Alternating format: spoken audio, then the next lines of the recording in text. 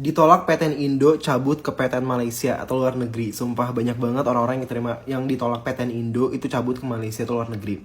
You boleh merdeka, tapi you miskin. Rakyat penyakitan, rakyatmu bodoh. Tapi jangan khawatir, saya punya uang. Sekolahkan rakyatmu, bikin pembangunan, saya kasih utang. Nah, sekarang kita bahas kenapa kampus yang katanya nomor 1 di Indonesia, Universitas Indonesia, kampusnya si Bahlil, itu cuman bisa masuk urutan nomor 10 di QS World University Ranking di Southeast Asia region. Even kalah dengan 2 kampus swasta Malaysia. Culture shocknya itu adalah para pemuda di sana. Bahkan sekelas Malaysia, mereka juga kedisiplinannya itu bagus. Info beasiswa S1 fully funded di Malaysia.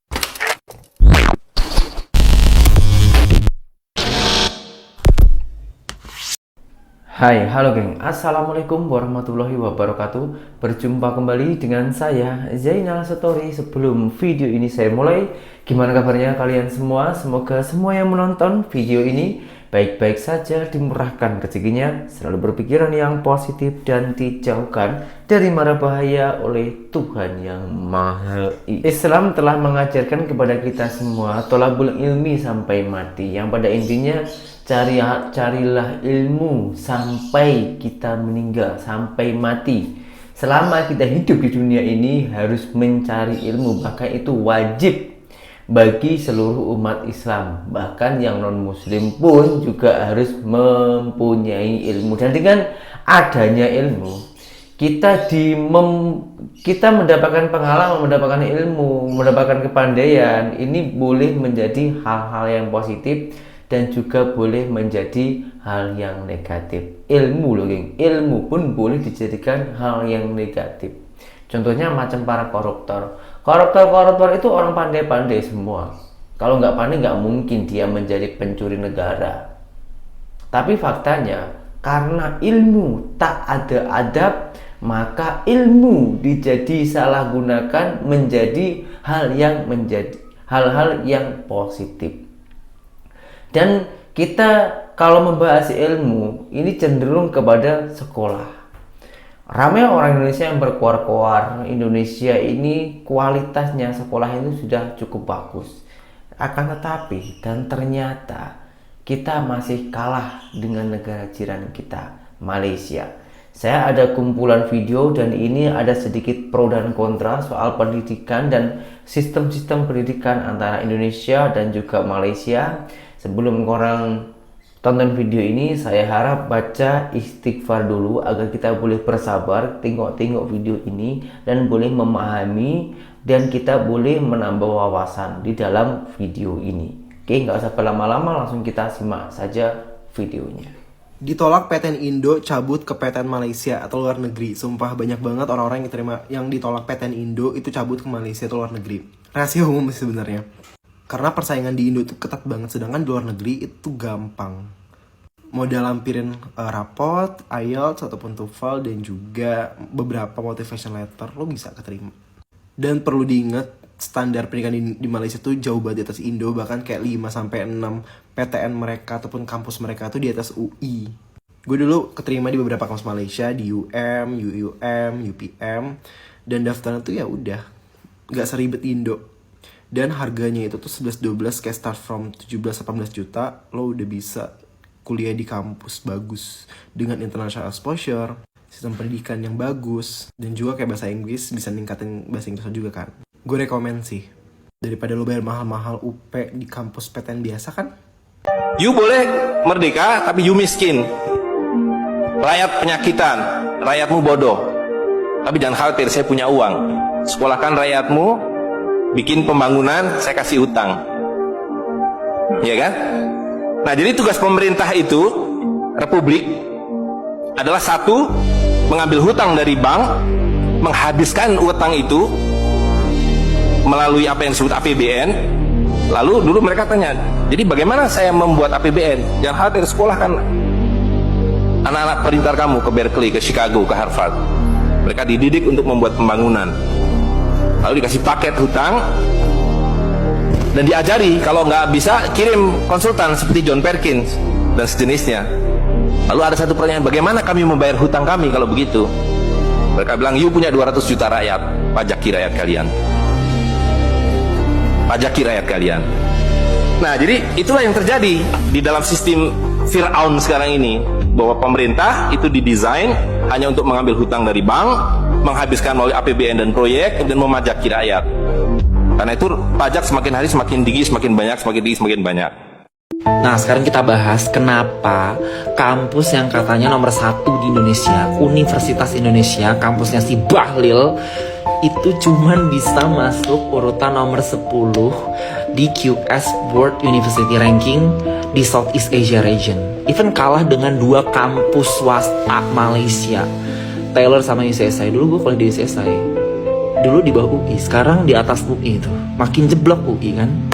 Nah, ini singkat aja ya buat kalian yang belum tahu. Jadi QS ini adalah salah satu higher education analytics firms yang paling terkemuka. Kalau kalian mau kuliah ke luar negeri, biasanya ngeceknya lewat platform ini. Dan gue mau ngasih tahu aja ya, kalau metodologi yang ada di World Ranking dengan QS Asia Region Ranking ini beda. Kenapa beda? Ya karena kalau yang Asia itu mereka ingin mendiscover apa sih unik karakteristik yang ada di kampus-kampus Asia gitu. Jadi datanya dikumpulin per region yang ada di East Asia, Southeast Asia, South Asia, pokoknya dikumpulin semuanya, terus disatuin dan dilisin rankingnya. Nah, kita lihat nih dari segi lens aja beda.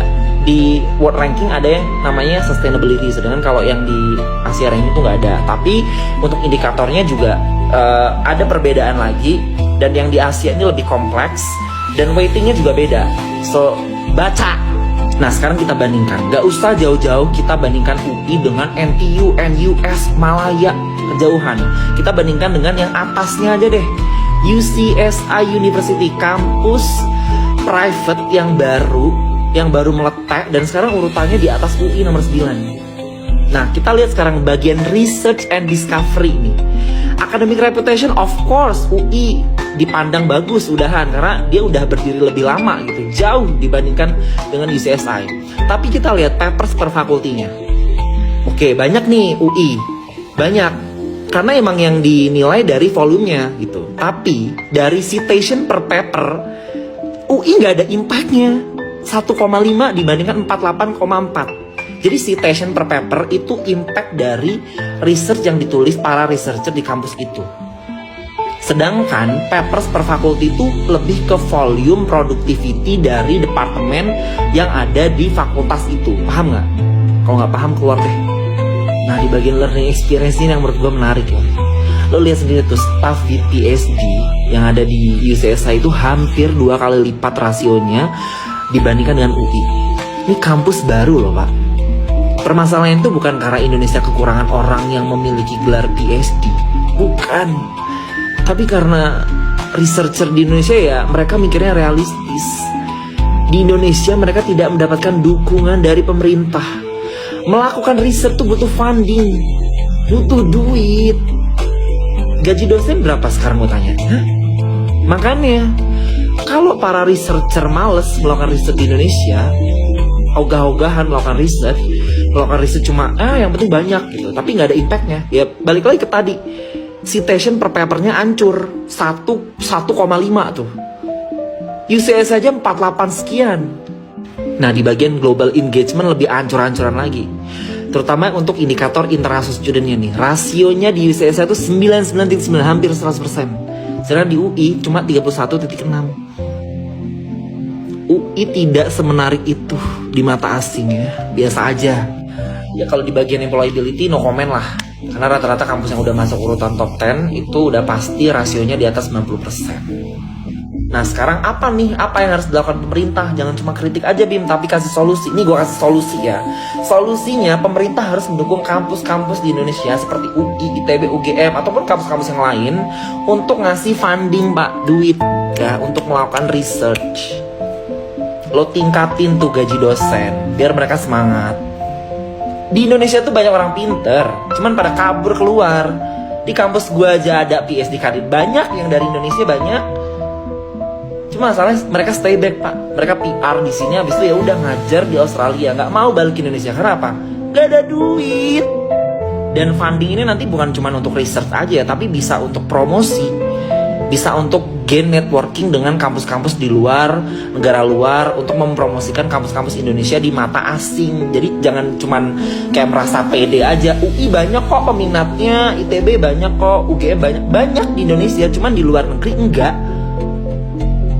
Biasa aja. Kalian harus tahu kampus-kampus di Indonesia itu biasa aja. Kenapa bisa sekompetitif itu untuk masuk UI? Ya karena kalian tidak ada pilihan. Coba ada Harvard di Indonesia, terus gratis gitu kuliahnya, pasti kalian pengen masuk Harvard juga kan. Nah, jadi solusinya gimana biar uang kuliahnya juga murah tuh, domestic student yang ada di Indonesia. Makanya attract international student, biar mereka bayar gak usah muluk-muluk 4 kali lipat, 10 kali lipat, 2 kali lipatnya aja lah kayak Malaysia gitu. Biar mereka itu bisa nge-backupin fundingnya anak-anak yang ada domestik. Warlock kita bisa dibantu para international student yang tertarik untuk kuliah di Indonesia, karena kan pasti mereka bayarnya lebih mahal. Kayak gitu aja nggak ngerti, goblok. Oke guys, jadi kita bahas nih kenapa Universitas Indonesia yang katanya kampus nomor 1 di Indonesia malah kepleset ke urutan nomor 10 di QS Board University Ranking untuk region de Southeast Asia. Kampusnya si Bahlil ini bahkan kalah sama 2 kampus swasta Malaysia, Taylor sama UCSC. Dulu UI masih lebih tinggi dari UCSC, sekarang malah di bawahnya, makin jeblok aja nih UI. Buat yang belum tahu, QS itu salah satu firma analytics pendidikan tinggi paling terkenal. Kalau lo mau kuliah ke luar negeri, pasti deh ngeceknya di platform ini. Tapi penting buat ngerti kalau metodologi di QS Board Ranking beda sama QS Asia Region Ranking. Kenapa beda? Soalnya yang ranking Asia itu lebih fokus ngegali karakteristik unik dari kampus-kampus di Asia. Mereka kumpulin data dari seluruh region East Asia, Southeast Asia, sampai South Asia, terus dijadiin satu buat bikin rankingnya. Nah, dari segi lens aja udah beda. Di board ranking ada indikator sustainability, sementara di Asia ranking nggak ada. Indikatornya juga lebih kompleks dan bobot penilaiannya beda. Sekarang kita bandingin deh. Gak usah jauh-jauh ke NTU, NUS, atau Malaya. Kita bandingin UI sama UCSI aja. Ini kampus swasta yang masih baru meletek, tapi sekarang udah ada di atas UI, di peringkat nomor 9. Lihat dari segi research and discovery. Akademik reputasi UI sih masih dianggap bagus. Ya wajar lah, umurnya udah jauh lebih tua dibanding UCSI. Tapi kalau dilihat dari papers per faculty, jumlahnya memang banyak. Cuma masalahnya, kalau dilihat dari citation per paper, UI ampas banget. Impact dari researchnya cuma 1,5, sementara UCSI bisa 48,4. Gila, jauh banget bedanya. Jadi citation per paper ini nunjukin seberapa impactful research yang ditulis, sementara papers per faculty lebih ke volume produktivitas dari departemen yang ada di fakultas itu. Nah, paham gak nih? Kalau gak paham, ya udah keluar aja deh. Terus masuk ke bagian learning experience, ini menarik banget. Lo lihat sendiri tuh, rasio staff yang punya gelar PhD di UCSC hampir 2 kali lipat dibanding di UI. Ini kampus baru loh, Pak. Bukan karena Indonesia kekurangan orang yang punya gelar PhD, tapi karena researcher di Indonesia mikirnya realistis. Di Indonesia, mereka nggak dapat dukungan yang cukup dari pemerintah. Research itu butuh dana, butuh funding. Gaji dosen sekarang berapa sih? Makanya banyak yang ogah-ogahan buat research. Ya, research banyak, tapi impact-nya minim. Kembali lagi ke citation per paper tadi, 1,5 di UI lawan 4,8 dan sekian. Lanjut ke global engagement, makin ancur, apalagi di indikator international student. Di UCSC, rasio mahasiswa internasionalnya 99,9%, alias hampir 100%. UI, cuma 31,6%. Gak semenarik itu UI di mata mahasiswa asing. Kalau soal employability ya udahlah, ini udah pasti di atas 90% buat kampus yang masuk top 10. Nah sekarang solusinya gimana? Pemerintah jangan cuma kritik doang, harus ada aksi nyata buat dukung kampus-kampus Indonesia kayak UI biar nggak makin ketinggalan. Ya kalau nggak, ya siap-siap aja kampus lain nyalip terus. Nah, jadi gini ya, kalau kita mau UI dan kampus-kampus Indonesia lainnya nggak makin jeblok, ada beberapa hal yang harus dibenerin. Pertama, dana riset. Ini penting banget. Research itu gak bisa jalan tanpa funding yang cukup. Kampus-kampus luar negeri kayak NTU, NUS, Bahkan UCSI, mereka dapat support dana riset yang gede, entah dari pemerintah, industri, atau grant internasional. Sementara di Indonesia, ya bisa dibilang masih jauh dari cukup. Banyak peneliti di Indonesia akhirnya malas bikin riset yang serius, bukan karena mereka nggak mampu, tapi karena sistemnya nggak mendukung. Mau bikin riset yang berkualitas, harus keluar duit sendiri. Mau cari sponsor, susahnya minta ampun. Mau dapat grant, birokrasinya ribet. Ujung-ujungnya banyak research yang cuma formalitas asal ada output tapi nggak ada impact. Hasilnya, citation per papernya ancur. Kedua, SDM akademik. Nih, tadi kita lihat rasio dosen PhD di UI dibanding UCSI, jauh banget bedanya. Ini masalah serius. Bukan berarti Indonesia nggak punya orang-orang pintar dengan gelar PhD. Tapi masalahnya, banyak dari mereka yang lebih milih kerja di luar negeri atau di industri daripada ngajar di kampus. Kenapa? Karena gaji dosen di Indonesia nggak sebanding dengan effort, dan expertise mereka.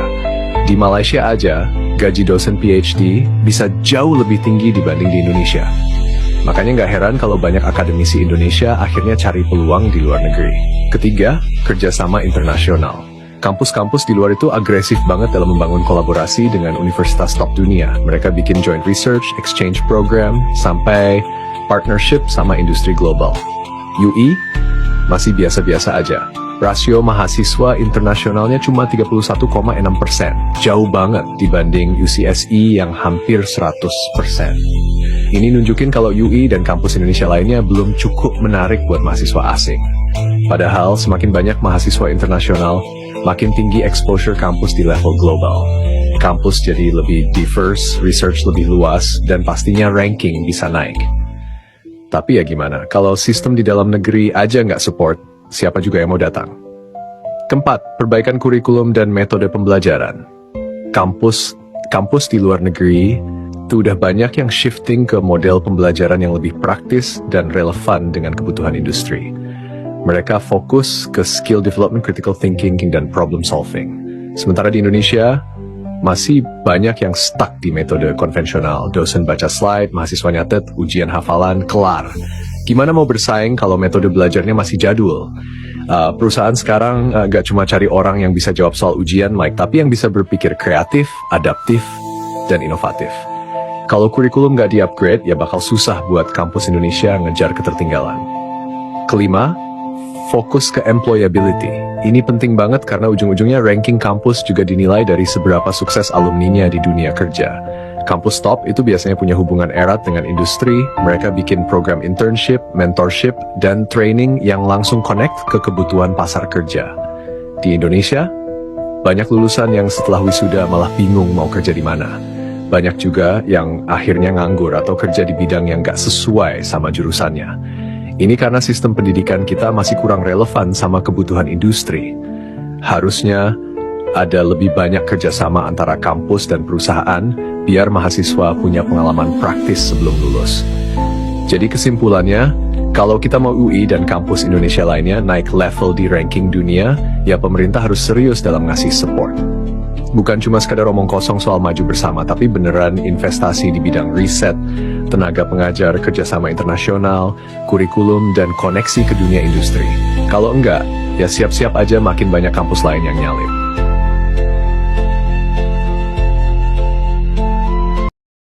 Culture shocknya itu adalah para pemuda di sana. Kenapa saya bilang para pemuda? Karena kalau dibandingkan pemuda Singapura dengan pemuda Indonesia, itu jauh. Khususnya dalam kedisiplinan waktu. Saya kemarin ada mengunjungi Nanyang Technological University, kampus terbaik ketiga di Singapura. Saya melihat di sana perbandingannya, khususnya mungkin dengan Aceh ya. Pemuda Aceh dan pemuda Singapura di sana itu jauh, khususnya dalam waktu. Mungkin kalau di Aceh kita kumpul jam 2, kumpulnya jam 3, jam 4 baru sampai. Ya. Betul ya? Karena memang lingkungan. Semua itu faktor lingkungan, betul. Iya, betul. Ya, kalau di Singapura, mereka masuk kelas jam 2 misalkan. Ya mereka jam 1, jam setengah 2 itu udah di sana. Karena memang mereka itu disiplin banget terhadap waktu. Bahkan sekelas Malaysia, mereka juga kedisiplinannya itu bagus. Kan Indonesia dan Malaysia ini kadang ada ya isu-isu di sosmed itu mereka kadang cekcok gitu ya. Nah, saya lihat ya mereka itu jujur nih masih bagus di sana gitu untuk kedisiplinan waktunya, khususnya di Kuala Lumpurnya ya kemarin.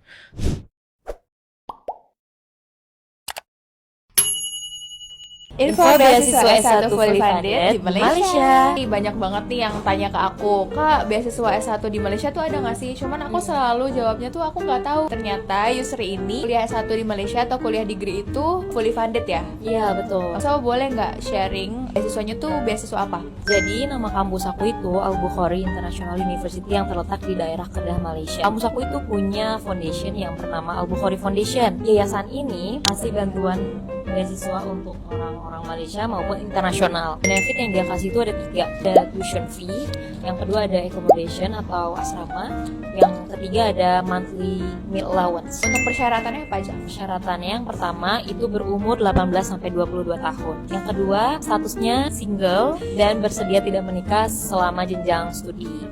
Sertifikat TOEFL dengan minimal skor 550. Tersertifikasi lulus SMA, jadi harus ada ijazah SMA. Kemudian total gaji orang tua itu maksimal 4 juta rupiah. Kalau mau tahu info lebih lanjut di websitenya apa? Kalian bisa visit ke websitenya eayu.edu.my atau di Instagramnya @eayuedu. Oke, karena dia intake-nya setiap bulan Oktober, jadi pasti dia akan buka di awal-awal tahun. Bentar lagi berarti. Jadi buat teman-teman yang tertarik mau kuliah di Malaysia gratis, fully funded, dapat uang saku juga, boleh persiapin diri dari sekarang. Buat info lebih lanjut bisa ke TikToknya Yusri @cikgu Bandung. Semoga infonya bermanfaat. Assalamualaikum. Terima kasih geng telah menonton video ini sampai selesai, dan semoga kita orang semua tahu dan juga paham apa tujuan maksud video tersebut. Bukan hanya membanding-bandingkan, tapi ini kita memperbaiki diri, di mana hal-hal yang kita harus perbaiki dan di mana hal-hal yang harus kita tinggal. Kalau kita tak ada patokan untuk contoh dan tak ada yang dicontoh, tak ada gambaran hal yang negatif, maka kita akan selalu menyalahkan satu sama lain. Tapi kalau dengan lengkap, durasi yang lengkap video ini, insya Allah kita semua akan mudah untuk memahami, dan semoga dengan semua video yang saya tayangkan ini ada manfaatnya di bulan suci Ramadan ini.